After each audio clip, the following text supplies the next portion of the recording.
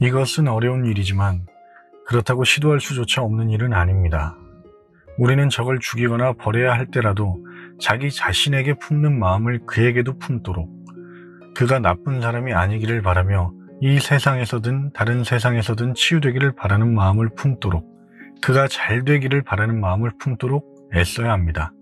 이것이 원수를 사랑하라는 성경 말씀에 담긴 뜻입니다. 즉, 원수를 사랑하라는 것은 그에게 호감을 가지라거나 그가 근사한 사람이 아닌데도 근사한 사람이라고 말하라는 것이 아니라 그가 잘 되기를 바라라는 것입니다. 이 말씀에 전혀 사랑할 만한 부분이 없는 사람들도 사랑하라는 뜻이 담겨 있다는 점은 저도 인정합니다. 그러나 여러분 자신에게는 사랑할 만한 부분이 있어서 사랑합니까? 여러분이 자신을 사랑하는 것은 단지 그 대상이 여러분 자신이기 때문입니다. 하나님의 뜻은 우리가 모든 자아들을 이와 똑같은 이유로, 또한 이와 똑같은 방식으로 사랑하는 것입니다. 그는 이 일이 어떻게 이루어지는지 보여주시기 위해 우리 자신의 경우를 통해 쉽게 그 본보기를 얻게 하셨습니다. 그러니까 우리는 이 법칙을 다른 모든 자아들에게도 계속해서 적용해야 합니다. 하나님도 우리를 그렇게 사랑하신다는 점을 생각하면 아마 적용이 더 쉬워질 것입니다. 그는 우리가 가졌다고 생각하는 근사하고 매력적인 자질들 때문에 우리를 사랑하시는 것이 아니라 다만 우리가 자아라고 불리는 존재들이기 때문에 사랑하십니다. 사실 우리에게는 그것 외에 사랑받을 만한 이유가 전혀 없습니다. 남 미워하기를 너무나 즐기는 나머지 그 죄를 버리는 일을 술이나 담배 끊는 일이나 매한가지로 여기는 우리 같은 피조물들에게는 기독교적 의미의 사랑은 감정이 아닙니다. 그것은 감정의 상태가 아니라 의지의 상태로서 우리 자신에 대해서는 자연적으로 가지고 있지만 남에 대해서는 배워서 익혀야 하는 것입니다.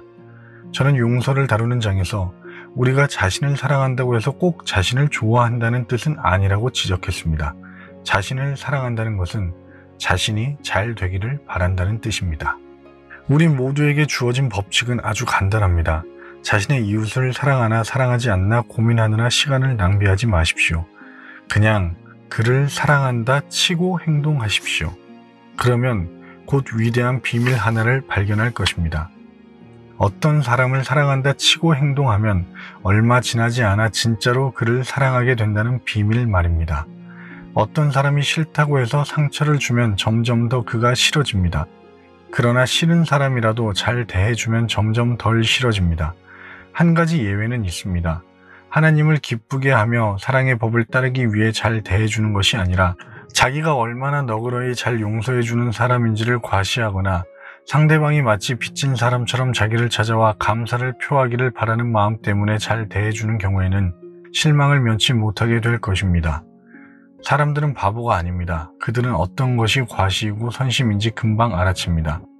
그러나 그가 단지 하나님이 지으신 자아이기 때문에 가로 열고 우리처럼 가로 닫고 나의 행복을 바라듯 그의 행복을 바라는 마음으로 잘해준다면 그때마다 우리는 조금씩 더 그를 사랑하게 될 것이며 아니면 적어도 덜 싫어하게 될 것입니다. 미움에 대해 똑같은 영적 법칙이 정반대 방향으로 무섭게 작용하기도 합니다. 독일인들은 처음에 유대인들이 미웠기 때문에 학대했을 것입니다. 그러나 나중에는 그들을 학대했기 때문에 점점 더 미워하게 되었습니다. 잔인해질수록 더 미워하게 되고 미워하게 될수록 더 잔인해지는 법입니다. 이런 악순환은 영원히 계속됩니다. 선과 악은 모두 복리로 증가합니다. 바로 그렇기 때문에 여러분과 제가 매일 내리는 작은 결정들이 한없이 중요한 것입니다. 오늘 아주 작은 선행을 하는 것은 마치 전략적 요충지를 점령하는 일과 같아서 몇 달 뒤에 꿈도 못 꿨던 승리를 가져다 줄 수 있습니다. 반면에 오늘 겉보기에 사소한 정욕에 빠지거나 화를 내는 것은 적에게 고지나 선로나 교량을 내주는 일과 같아서 바로 그 길을 통해 적의 공격을 받게 될 수 있습니다. 그러면 어떻게 해야 합니까? 대답은 똑같습니다. 하나님을 사랑한다 치고 행동하십시오. 가만히 앉아 억지로 사랑의 감정을 만들어내려고 애쓰지 마십시오. 만일 내가 하나님을 진정으로 사랑한다면 무엇을 할까? 라고 스스로에게 물어보십시오. 그래서 떠오르는 일을 가서 하십시오. 우리를 향한 하나님의 사랑은 하나님을 향한 우리의 사랑보다 훨씬 더 편한 마음으로 생각할 수 있는 주제입니다. 끊임없이 경건한 감정만 느끼며 사는 사람은 없습니다. 설사 그렇게 살 수 있다 해도 감정은 하나님의 주된 관심사가 아닙니다. 하나님을 향한 사랑이든 인간을 향한 사랑이든 기독교적인 사랑은 의지의 문제입니다. 하나님의 뜻을 행하려고 노력한다면 곧 주 너희 하나님을 사랑하라는 계명에 순종하고 있는 것입니다. 하나님이 원하신다면 사랑의 감정을 주실 것입니다. 그러나 우리 스스로 감정을 만들어낼 수는 없으며 또 우리에게는 이런 감정을 달라고 요구할 권리도 없습니다. 그러나 잊지 말아야 할 중요한 사실은 우리의 감정은 있다가도 없는 것이지만 우리를 향한 하나님의 사랑은 절대 그렇지 않다는 것입니다. 그 사랑은 우리의 죄나 무관심에 지치는 법이 없습니다.